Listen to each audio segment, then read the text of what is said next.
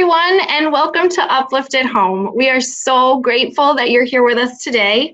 My name is Catherine Straight. I'm the training coordinator at Uplift Center for Grieving Children, and my pronouns are she, her, and hers. And I am joined today by one of my amazing colleagues, and I'm going to let her introduce herself. Hi, everyone. My name is Sarah Sweda. I am the post-crisis intervention coordinator at Uplift Center for Grieving Children, and my pronouns are she, her, and hers as well. Awesome. Thank you, Sarah. So today we are going to be talking about missing milestones and losing normalcy, and the idea behind losses and how we grieve with losses that are not death. And so there's a couple things I want to bring your attention to before we dive in for today.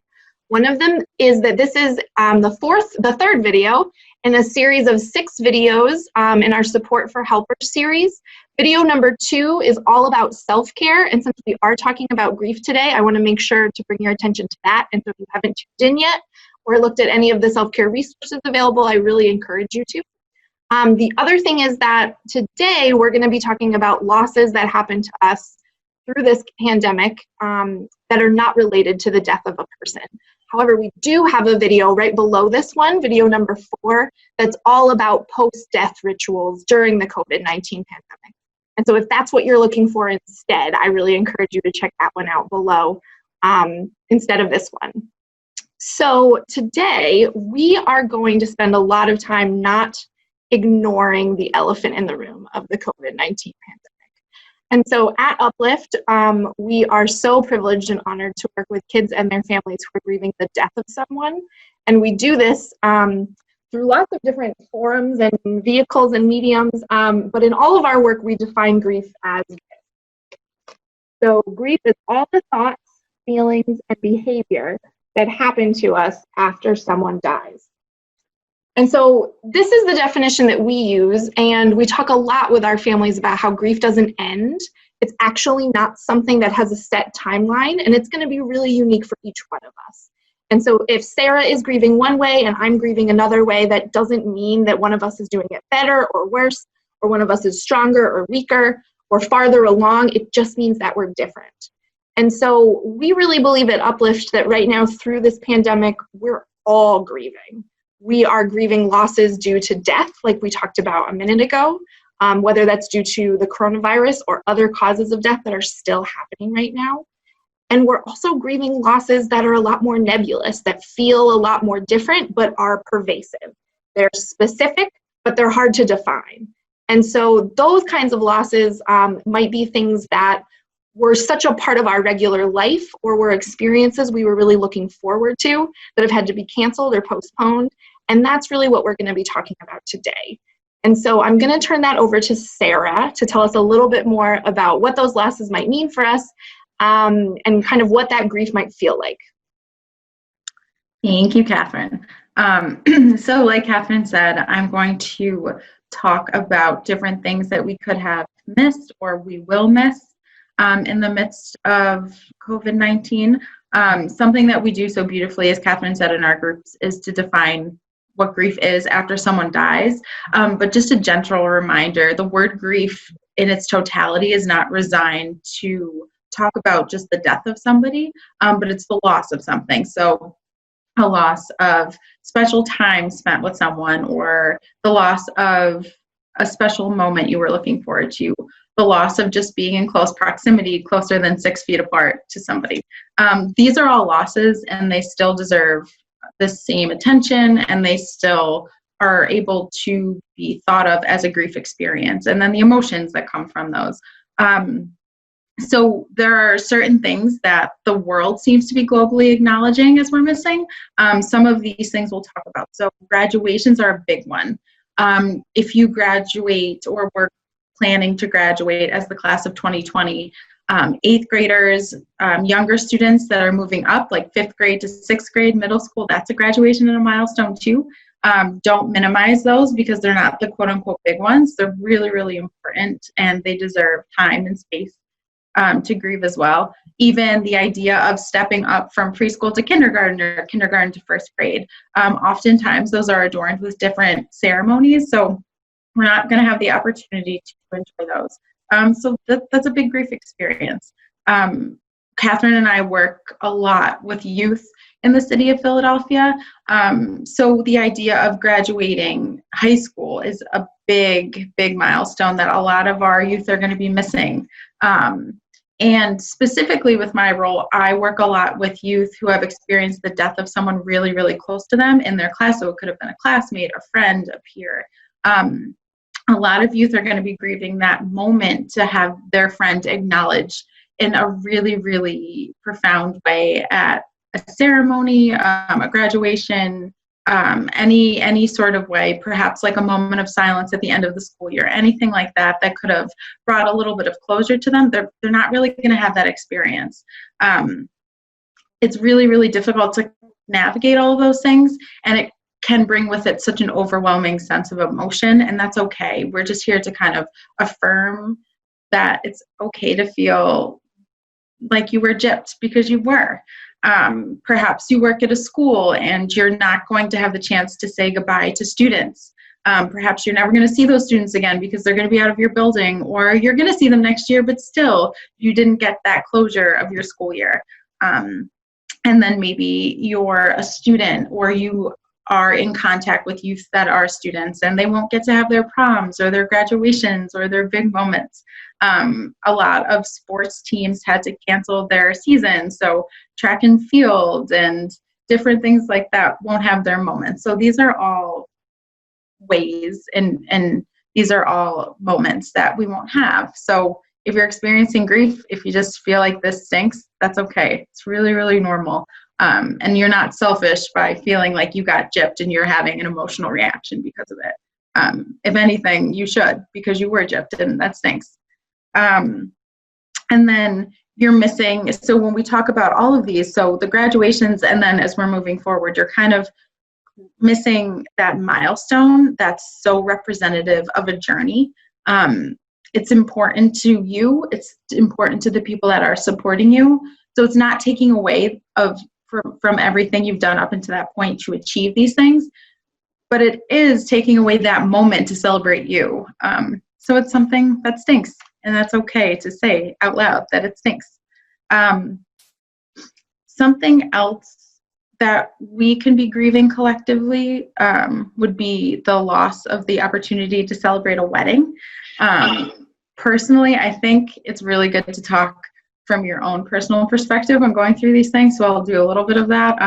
Some of my friends are now experiencing the notion or the idea that they won't get to have their weddings like they had been planning for months and months and months. And that's really, really hard to sit with. Of course, there are ways to continue the celebration or to do it virtually or things like that, but they won't have what they had been planning and dreamed of for so long.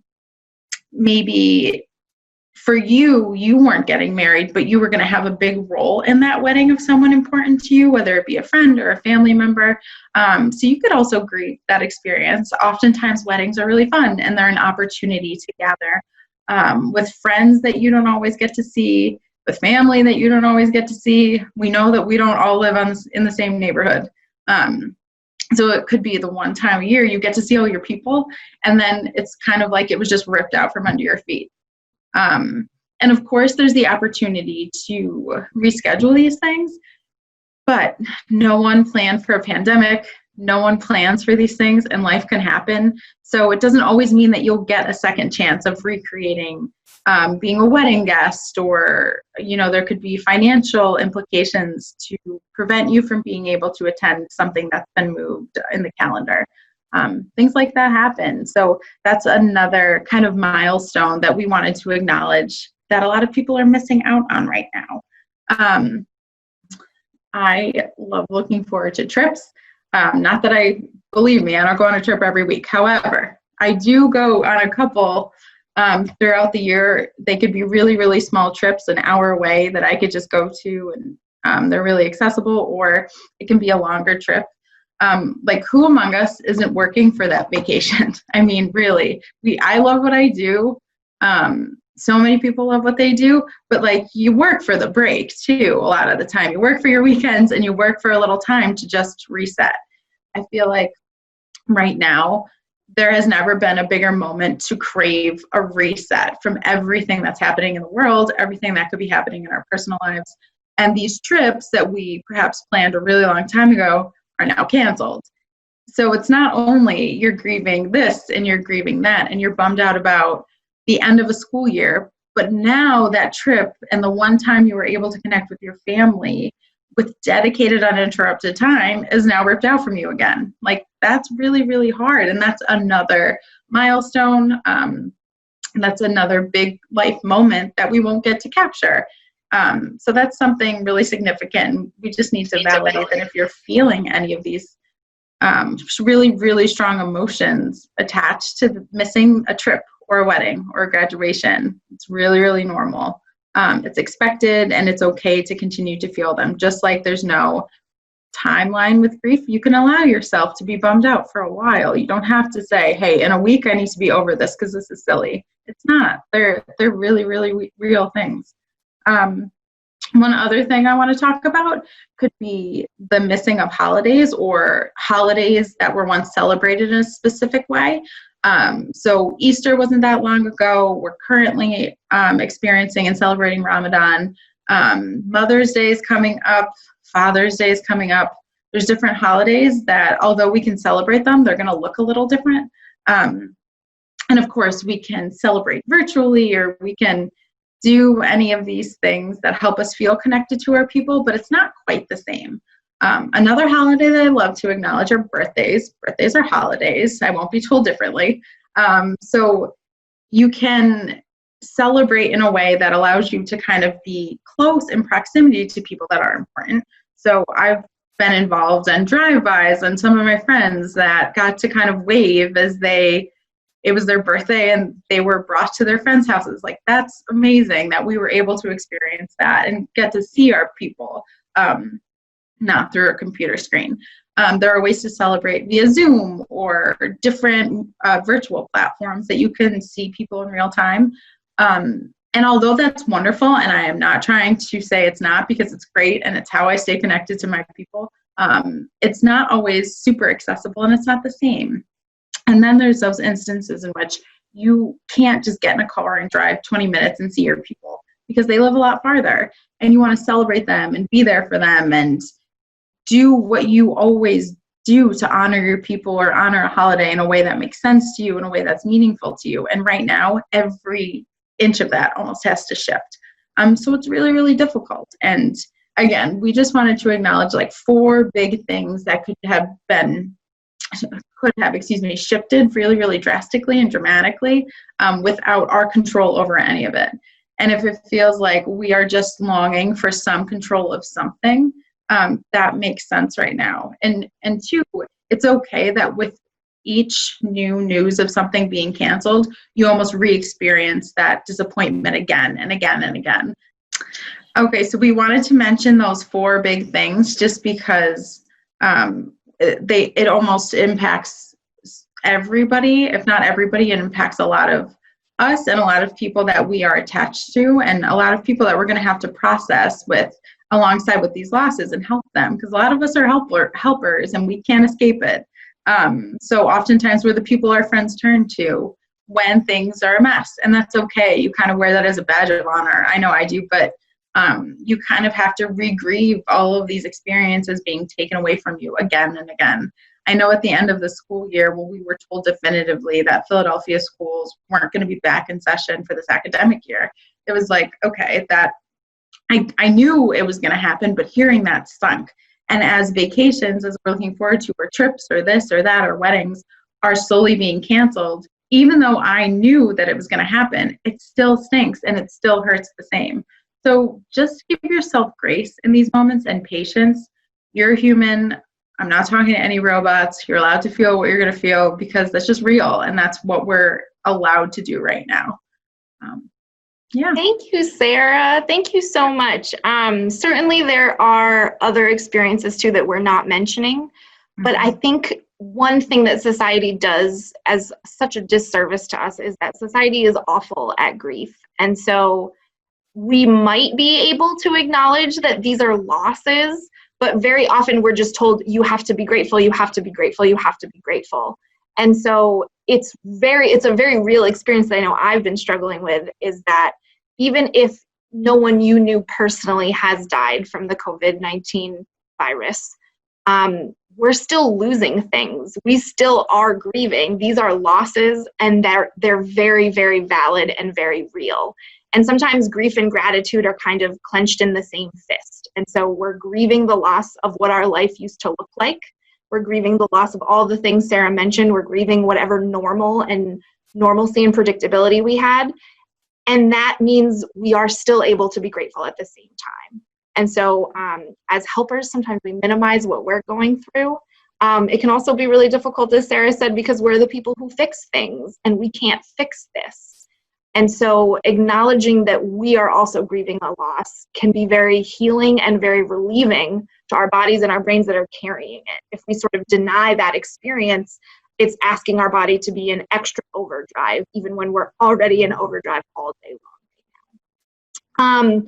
So we wanted to really talk about what feelings might be accompanied by some of these losses. Again, we believe they're very real and very valid, even if these specific losses are not the same as a death. They're not the same, and that's okay. They can be different. And so Sarah and I are going to talk a little bit about what that might look like, and I'm going to be writing those down so we can all reference it with our eyes. So Sarah, please go. I'm the first one. So when you were talking through all of these things, and when we were listing off the things that we won't be able to participate in, or things that we're losing, or our students are losing, or people that we care about, one word and one feeling word that like rings true through all of it for me is disappointed. It's just this overwhelming feeling of disappointment, like missing out on something or having to forego something that I was really, really looking forward to. There are almost too many things to count. So I can't even compile a list of things that I'm disappointed with right now. But as a helper and as somebody that works with youth in schools, I mean, missing out on those milestones of graduation, of seeing your friends, that's disappointing, of feeling safe. Sometimes our schools are safe havens for our kids, and we don't get to provide that safe haven to kids right now. That can be disappointing to students and to us as helpers and as people who care so deeply about them. Just an overwhelming sense of disappointment in so many spheres. And it could be really, really, really overwhelming. And something too is I don't often feel disappointment and isolation. Sometimes I'll feel disappointment and sad, or disappointment and just angry. And it's okay. And as we move through this list, I think it would make a lot of sense to feel more than one word at the same time. Yeah, definitely disappointed. Thank you, Sarah. I feel like I have every emotion all at once. It's just kind of all happening all at the same time. Let's see. I think the one I'm going to share first is feeling frustrated. I think, sort of like what I said a minute ago, I am used to being a person that can fix things for other people, and we can't fix this. And there's a reason for that. It's because we can't fix grief. You know, grief is not something that can be fixed or cheered up out of. It's something that we simply learn to carry with us and to cope with, but it can't be remedied, right? And so that's a challenge, personally and professionally for me, because who doesn't want to help and make someone's experience better? And so I feel very frustrated, and when things are out of my control, and I absolutely self-identify as a control freak, and it's something I'm working to reduce. Sarah knows this very well. But when things feel out of my control, it reminds me of other times in my life where I felt out of control, or I felt that some tragic circumstance was making me sort of the victim of those circumstances. And so that feeling of being frustrated with this is also bringing up other emotions from different times in my life, because it's not a feeling that I feel like I have mastered feeling comfortable with yet. And so I am trying to accept that I'm just going to be comfortable being uncomfortable with how frustrated I am. But sometimes that takes a lot of work. Mm-hmm. Yeah, that's a great point. Yeah. And then I think the next one I would feel, and I feel this like every day, is guilty. So when this all happened, initially I felt guilty because I was like, oh my gosh, I said to my one colleague every day, I just need a blizzard. Like, I need a blizzard to shut down schools for a week, and then not everyone's safe, but I need school to be shut down because I just need a break. Snow day. Did not mean a pandemic, was not thinking pandemic. So I almost felt guilty that I was wishing for a time that I didn't have to be in school or be at my job. Because right now, all I want to do is be able to be in a school and be at my job. And I am longing for a sense of normalcy. So I'm feeling so guilty that I ever had that thought cross my mind. Guilty doesn't mean that you're not grateful, and that's something that I need to work on a lot. But just feeling that overwhelming sense of guilt too, like, oh, I'm not doing everything work-wise that I need to be doing. I'm not pumping out as much information to colleagues, to families as I should be, because I'm a repository of resources for people, and I know that, and you kind of then put a lot of pressure on yourself and feel guilty that you don't live up to this impossible standard that you're setting for yourself. Sometimes too, you feel guilty, like, oh, I didn't work out today.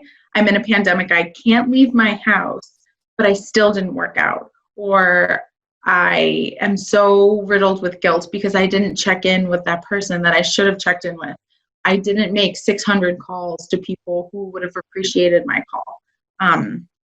Guilt is huge, and guilt is something that so many people feel. But as a general rule, people are even afraid of the word guilty because you don't ever want to admit that you feel guilty, because that means you've done something wrong. A lot of times you haven't done anything wrong. It's your own projections that you're putting on yourself with that overwhelming sense of guilt.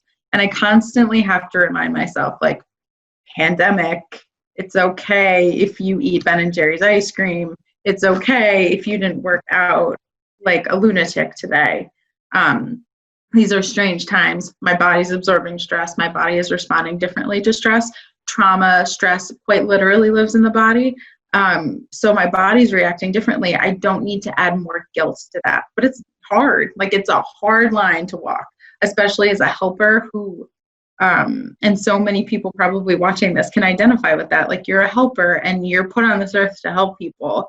I feel guilty because I'm not able to do that right now. And it kind of goes back to what Catherine so beautifully articulated with the sense of a lack of control. No one can control what's happening right now unless you have forces beyond my comprehension, then by all means. But really, I can't control anything other than what's directly in front of me. So I just need to give myself a little bit of that grace again, because otherwise I'm going to run myself into the ground and not be able to help anybody when this kind of blows over a little bit. So yeah, definitely guilt. Sarah, thank you. I have also been feeling so much guilt. And for me, a lot of it is around the privilege of being able to have a salaried job right now. So I experience privilege in my life in many ways. I'm a white woman, I'm a cis woman, and those privileges are massive and tremendous and benefit me in countless and unthinkable ways. And I'm especially feeling it with regards to income privilege right now. I think that the idea of there being so many people who have been laid off and furloughed and who are filing for unemployment when I have not only the privilege to get a paycheck, my normal paycheck, but I have the ability to do it from home, where a lot of people are essential employees and have to be putting their health at risk in order to receive that paycheck. And so I know that that guilt for me has felt kind of insurmountable. The amount of it is really quite very large. And that's something that I've definitely been struggling with. I think the word that I'm going to add next is angry. I think we do such a bad job with anger in our society, but I know that for me, I have felt really angry. So I take one family trip with my family every year. My family is from Maine. It's where my grandmother is from. We feel very rooted and connected to sort of our ancestors there, and we've had to cancel it. And I have been very angry at the idea that I only do this once a year. And so there is it feels petty, but there's a part of me, and I know that this is the experience for other people as well, especially helpers, where we work so hard, we give and we give and we give, And then what does the universe hand us? It hands us a pandemic during the time we were supposed to do this thing that was like the one thing we thought about and looked forward to and kind of kept in our heads during all the insanely long and difficult days and nights. And so we don't often know how to talk about anger. And because we don't know how to talk about it, we become a little afraid of it. But anger is actually a really healthy, normal response to a situation of this severity. And so it's really normal and healthy to feel angry about the losses of these things right now. Yeah, I think there's an amount of anger too if you're working with youth or you work around youth or you know a kid in your life and they don't get to hit the same milestones that perhaps you were able to have. So definitely anger is attached to that. There's so much going on in our world and in our city that cause anger. We work so closely with so many youth that have lost their friends in unspeakable ways, and it's just not fair, and it causes so much anger. And that's okay to sit with that anger. I think anger is such an uncomfortable emotion, and so often it's attributed to being wrong or to being bad, like the bad thing. It's not bad.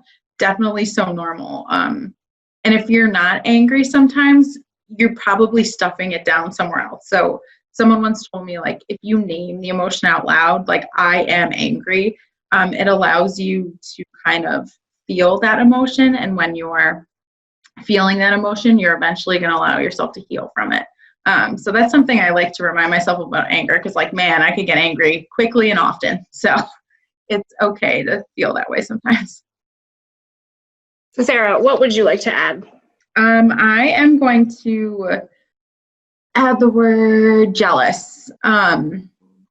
Jealousy is another feeling that I think people really struggle with admitting that they're having. Like, I am jealous of this. It somehow makes you like more mortal to admit that you're jealous of something that either someone else is experiencing or someone else has in their life. And it for me, it like bubbles up from the inside out like a volcano. And it just doesn't, the idea of jealousy, I just don't think sits right with a lot of humans, whether you're jealous yourself or you're on the receiving end of someone that is jealous. And jealousy could be jealousy that, you were able to experience your high school graduation and your child is not able to experience that. Jealousy that, another school had a student die and they honored them in such a beautiful way at graduation. And my friend died and I don't get to do that. And that's just not fair. So I'm angry and I'm jealous because my friend deserves that. Jealous that, someone experienced or had a wedding and got to live out their fairy tale or got to live out what they really, really so desperately wanted, and yours has to shift. Doesn't mean that any of these things are less important, less valid, less beautiful. But there's this pang of jealousy that people are so often afraid to admit out loud. But it's real and it's a thing. And I've felt it in a lot of different ways, like jealous that some of my friends get to live close, that they could drive by each other's houses. And like, I am so desperately missing some of my friends right now. So, and I don't get to do that. And it sounds really silly. And it's almost weird admitting out loud, but like definitely jealous. And I would imagine that can hit in a variety of different ways. But jealousy is something, again, that people don't like talking about. So it's a big one though, especially when you are told by powers that be that you can't do something and it's so out of your control.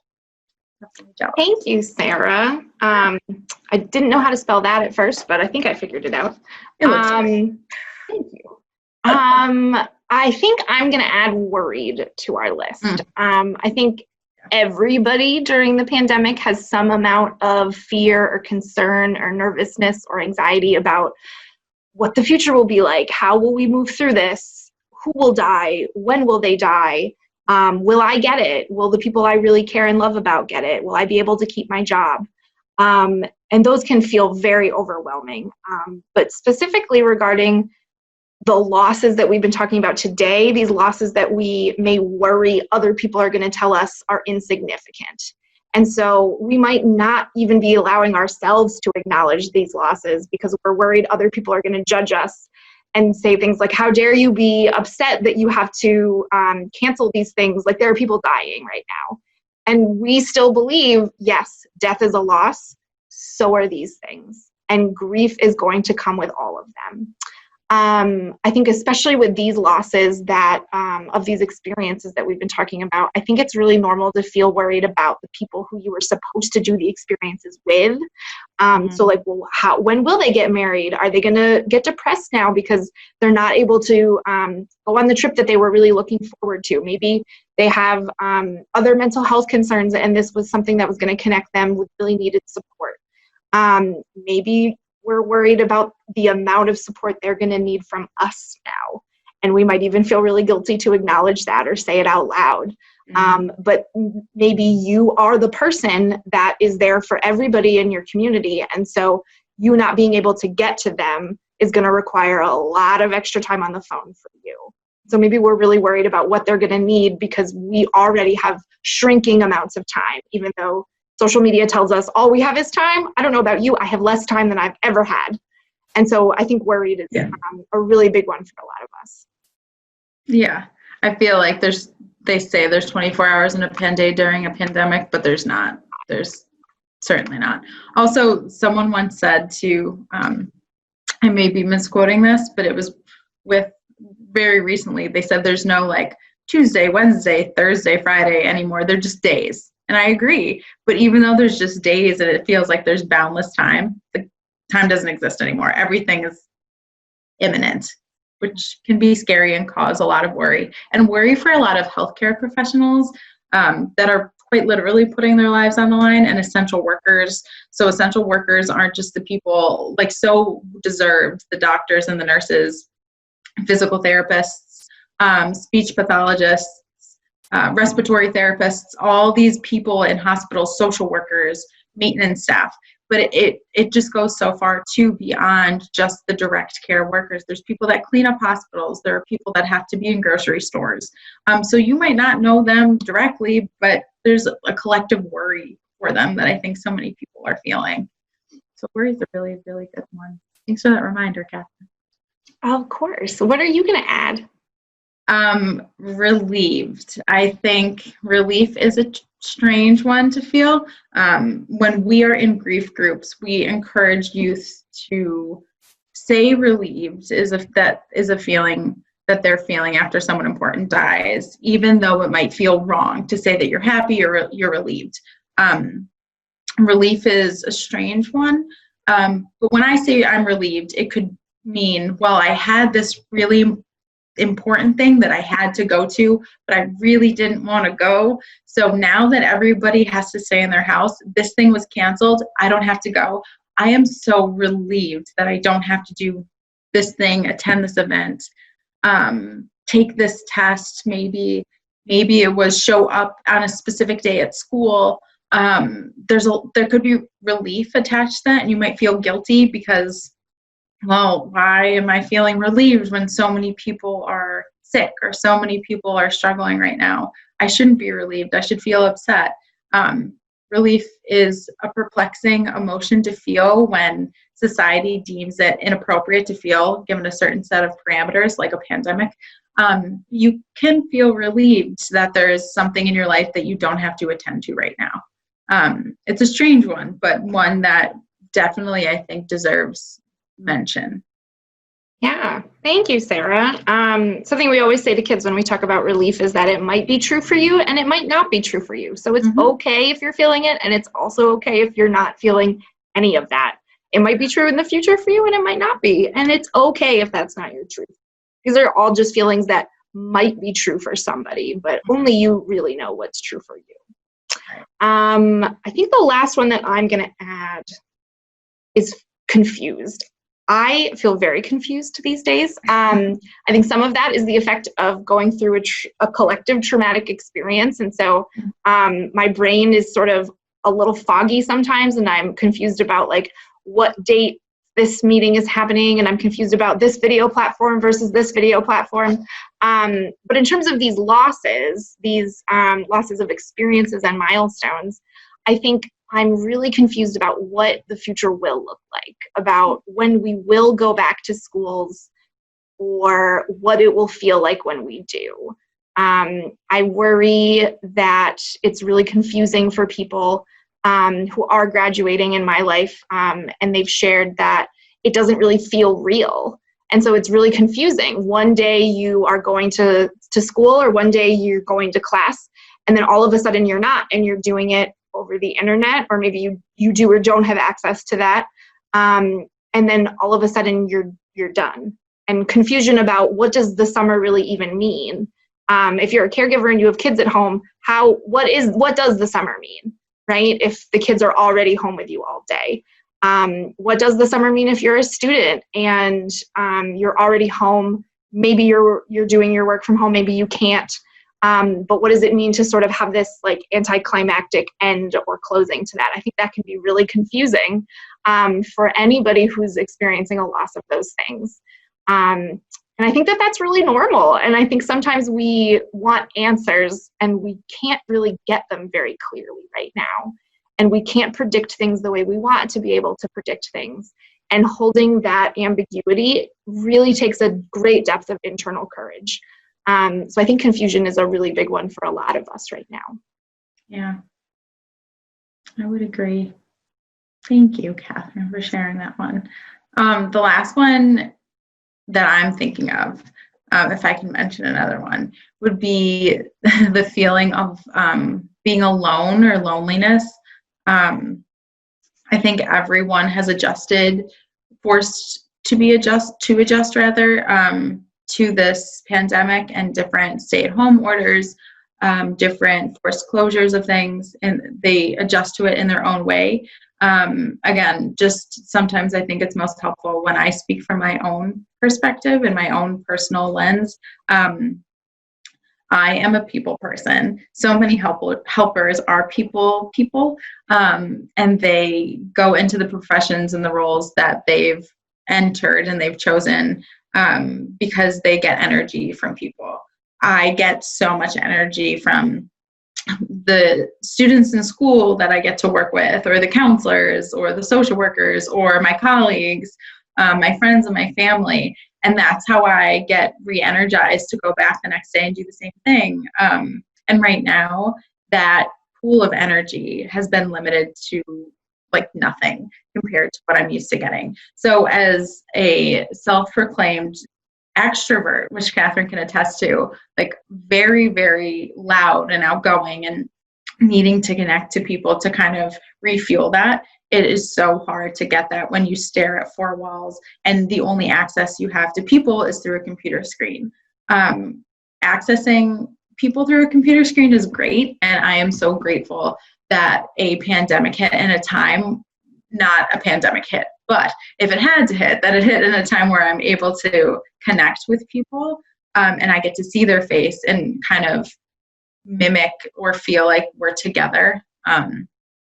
But it's just not the same. I realize like I'm one end of the spectrum as an extrovert, and some people might be struggling because they live alone. And even if they're an introvert, maybe that's not the best case scenario for them or for somebody in your life. And going back to what Catherine had mentioned, feeling worried, you're now worried because someone that you care so deeply about is alone. There's a lot of different caveats, I think, to the word alone. And again, if you're an extrovert, a whole slew of challenges. If you're an introvert, perhaps staying in your house means you can't access that coffee shop that you so desperately loved and are revitalized from going to that coffee shop. Or maybe the people that you work with, maybe you work from home always, but it looks different because we're in a pandemic and everything kind of has shifted.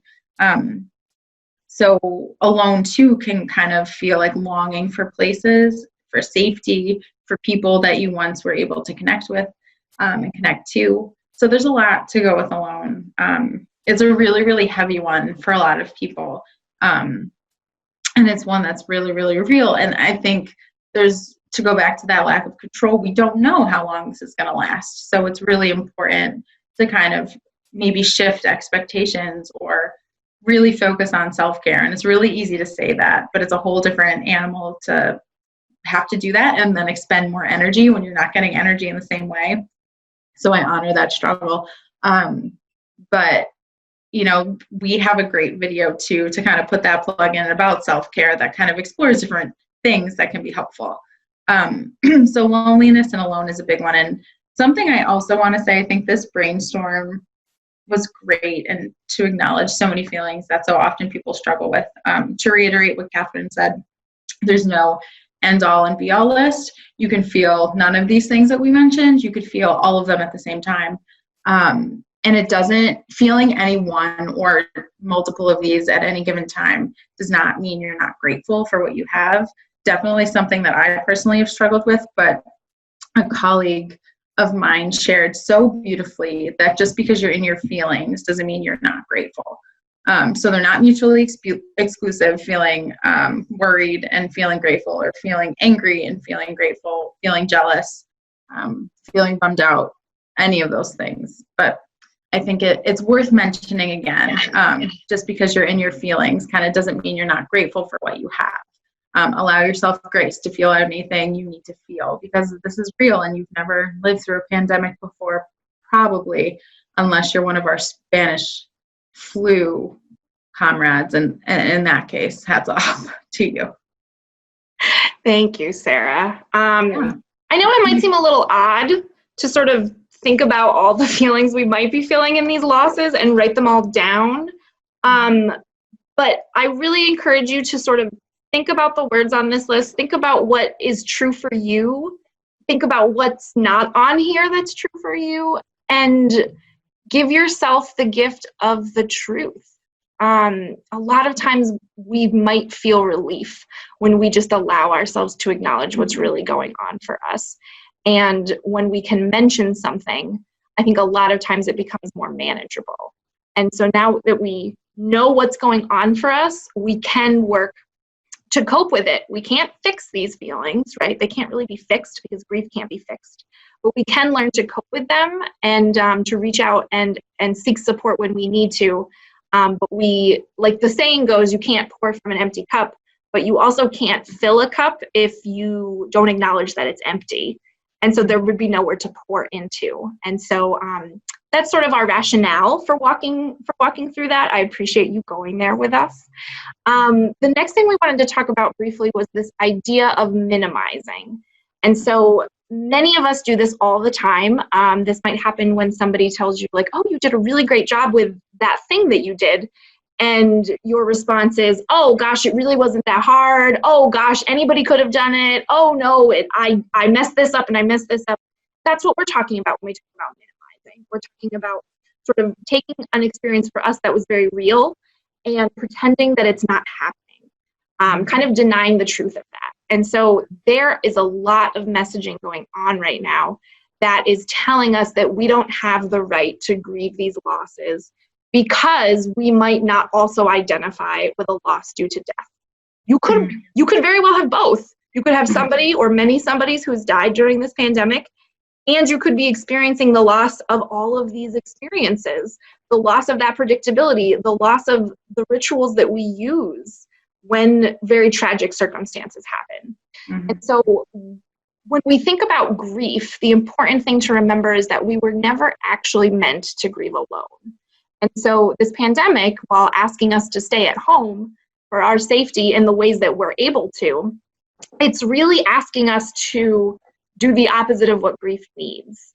And so the most important thing I want anyone to take away from this is that A, we're allowed to grieve these losses. Nobody has the right to tell you that you can't. And even if you only acknowledge it to yourself, that's still a really, really big step. And the second one is that grief is the natural response to loss of all sizes, of all kinds. And we were never meant to grieve individually, silently. We all grieve differently, but the thing that we share universally is that we have an undeniable need for our grief to be acknowledged. There's research that's shown this. There's scholars that have proved this over and over and over. And so I really want to encourage you to, in a time where we might be separated from our natural supports, to seek and find that community in a different way. And Sarah's going to walk us through some of the ways we might be able to do that, even though it is going to feel different. But just because it's different does not mean that it's not meaningful. Something else, Catherine, that you have so beautifully articulated in the past to me as your colleague, though, that I just wanted to kind of highlight too and reinforce from what you've just said, is that some people feel like they don't have the right to grieve because they have their jobs, because they have their full salary, because they have their health, because their family has their health. But then there's another component of their life that has shifted or that you've had to miss. You're certainly allowed to grieve all of these things. And I think something too, as a helper, you so often put yourself on the back burner and you don't allow yourself to kind of fill up from that cup that Catherine alluded to. When you're struggling or when you're grieving, if you keep putting yourself to the back burner, eventually you're not going to be able to show up to the people for the people in your life that are so desperately relying on you to show up.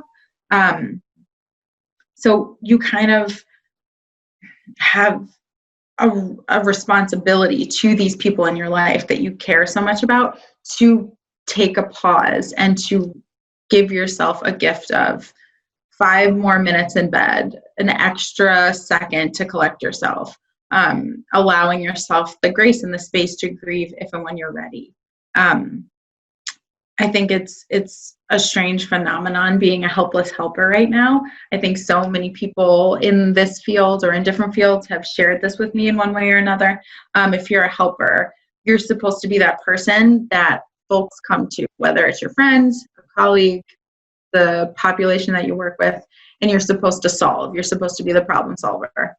You are never stumped. Even if you are stumped, you pretend you're not stumped and you come up with an answer that provides some relief to the person that you're speaking to.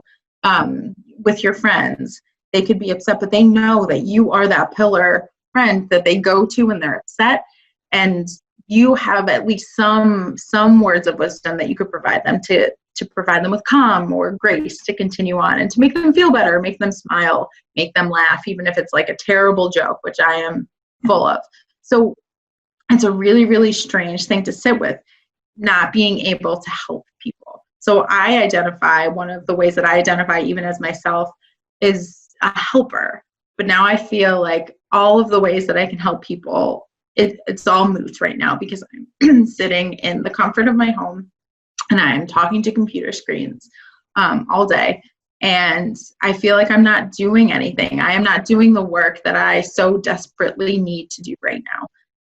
And it can feel really, really heavy. And it can cause a whole slew of ideas of self-doubt or of guilt, things that we had talked about, things perhaps that we haven't. But what I do want to acknowledge is I don't have the answers to make that better. And I wish I did.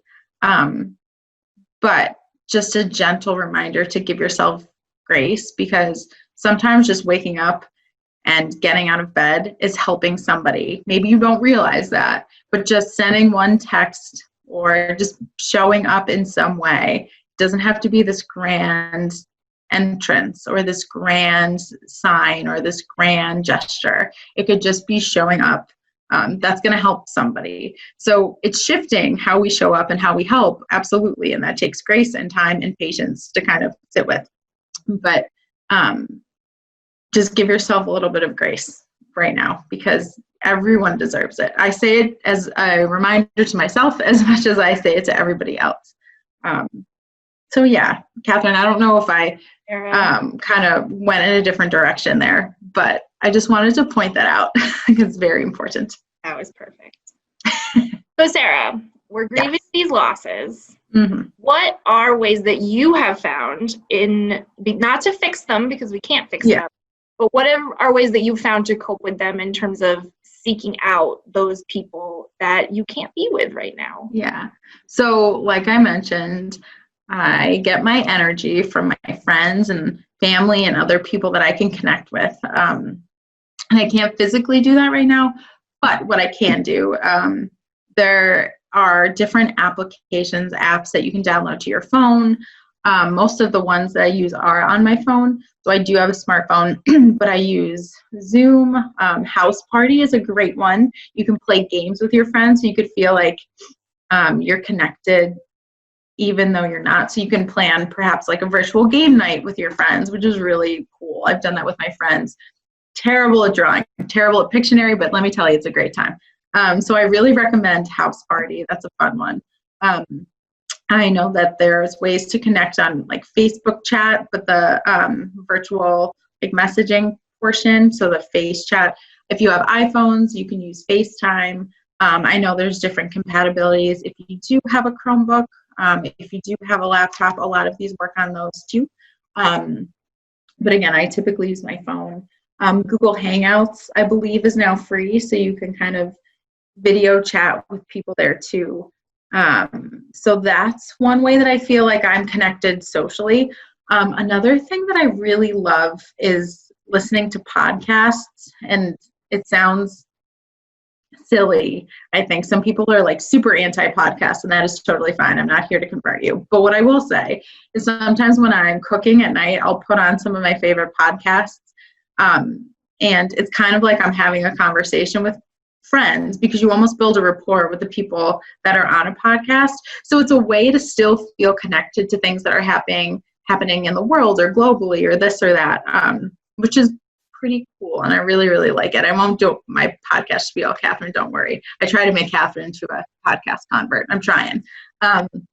There's virtual proms and graduations. Maybe your school's not organizing one in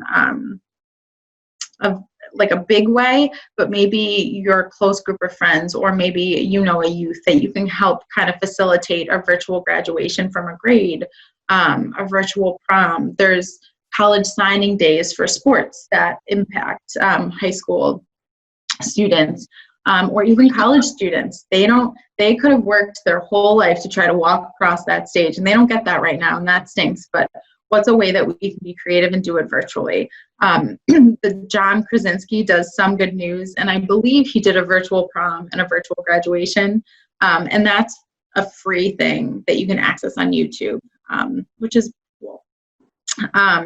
Regularly scheduled calls, like I talked about, either through House Party or FaceTime. Friday night, I have kind of a standing call with some of my close girlfriends, and we just chat about whatever, nothing, everything, and occasionally other people pop on, which has been fun. And you could do the same with your family if they're not close, or even if they are, you might not get to access them in ways that make sense. If you are part of a faith-based community, I know a lot of them have Facebook streams and different things like that. I know it's not the same as actually attending something, but it could be a happy medium. So you're still connected to your faith and the people there that make it so meaningful. And if you don't have access to online streams, perhaps calling someone in your congregation, things like that are a way to unite us. Another colleague of ours does this adorable thing where she sends cards to people, and sometimes she'll put in different seedlings that you could plant, or different tea. So sending cards, sending postcards. If you have accessibility to stamps, I know there's a way that you can order stamps from different places online. Yes, you can get stamps mailed to you. How ironic is that? So ironic. There are some places, I think Home Depot actually, and places like that might do it as well. There's a bunch of different ways to get stamps to send out things. I know Hallmark online still sends you cards to send somewhere else, so it kind of sounds strange, but it can be done. And on Etsy, ETSY, I don't know if everybody's familiar with it, but it's a repository that like personal makers can send things. And it's supporting small businesses around the globe. So you can have personal things sent to them if you feel comfortable with that, or personal cards. It's a nice weather outside, so we talked a lot about supporting youth. Sidewalk Chalk is great. I know a lot of amazing sidewalk chalk people. Twee is an excellent company based in Philadelphia that has sidewalk chalk. And they are amazing. So different things to encourage getting outside in your space. If you have access to a space that's not around a ton of people, it could be a great way to engage yourself and perhaps some family or neighbors if you're safe about it, or however you kind of want to do that. there's a lot of positive parts of social media and a lot of negative parts of social media. So we're here to encourage you to veer towards the positive, scientific, evidence-based parts of social media, but the connectedness of social media, like sharing photos with loved ones, having conversations with loved ones that you maybe don't have access to virtually on a FaceTime call, but you could still send them a little message virtually. And who doesn't love getting a message that just says, hey, I'm thinking of you? Like, it's the sweetest thing. It takes 13 seconds, perhaps, if you're a slow typer, which is fine if you are. We could really change somebody's day. There's two more that I want to mention really quickly. Book clubs, like virtual book clubs, they can be a way to still stay connected and get lost in a book and then facilitate really good conversation with people. Books are different. Cooking is another way. So recipe exchanges, different sharing of ideas, of different cultures, of different themes, like anything. You could share that with people and you're helping them grow and they're helping you grow. So it kind of helps the helpless helper thing. So maybe it's not helping youth in a school, but maybe I'm helping somebody learn how to cook this one thing that I know how to do and they don't. So in that way, I'm helping, and it's still building that connectedness in a time where it's harder than ever almost to feel like you're connecting in a meaningful way. So those are some things that I have really advocated for. That's awesome. Yeah. So I don't know if you know of any other ones that I missed, but. Yeah, so I think for caregivers who have young people in their lives who are missing out on milestones and graduations and proms, or even just end of the school year celebrations, I think there's a really large and valid concern that a lot of adults have around, like, oh, well, if we recreate it at home, it's going to make them sad. And yeah, it might make kids sad for a couple of minutes, but people, even when they're small people, they still really need and deserve space to process that loss and to feel connected to the experience in whatever way we can. And so none of these ideas are going to replicate, of course, because we can't replicate what we've lost. It's gone. But we can find ways that we can create linking. In our grief work, we talk a lot about linking objects. We can create linking connections to spaces or people in a way that make us feel connected to that thing that we've lost. And so if you were supposed to get married, maybe having everybody identify, maybe like it's a tree, or maybe it's, I'm not sure, a certain kind of flower, and having everybody that was supposed to come to the wedding look for a specific kind of tree or flower in their neighborhood and send a photo of that to a gigantic text thread, or to the people who were supposed to get married, and then have somebody compile that. Just a small way that we can sort of lean into ways that we can feel connected to the things we've lost, even though it is going to be different. But we can find ways to be creative and create similar, not the exact same, but similar experiences for ourselves. The last thing I want to land on is practicing gratitude. I think gratitude can be great, but we really want to encourage you to not feel forced to practice gratitude, or to not make it feel like it's something you have to do until you're ready, or you have to do all the time. We've talked a lot about that today. And you don't have to feel grateful for these losses. That's never a requirement.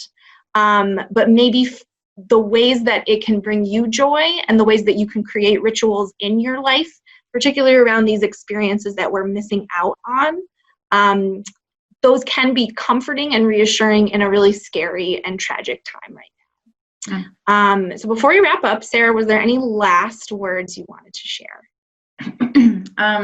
I lied when I said I was done plugging podcasts. I just want to plug one more that I really, really, really thought was excellent given the current state of the world. Some people really love Brene Brown. If you're in the social work counselor world, she's a name that pops up pretty often and frequently. You could really adore her, and I'm not trying to force you to if you don't, but she has a podcast that's really, really excellent, and there's a specific episode. So she has many, many episodes within her podcast, but there's one specific one. The podcast is called Unlocking Us, and again, it's by Brene Brown. There's an episode with David Kessler, who a specific niche in the grief field, If you work within that, you know who David Kessler is. He's one of the experts on grief. He did some work with Elizabeth Kubler-Ross.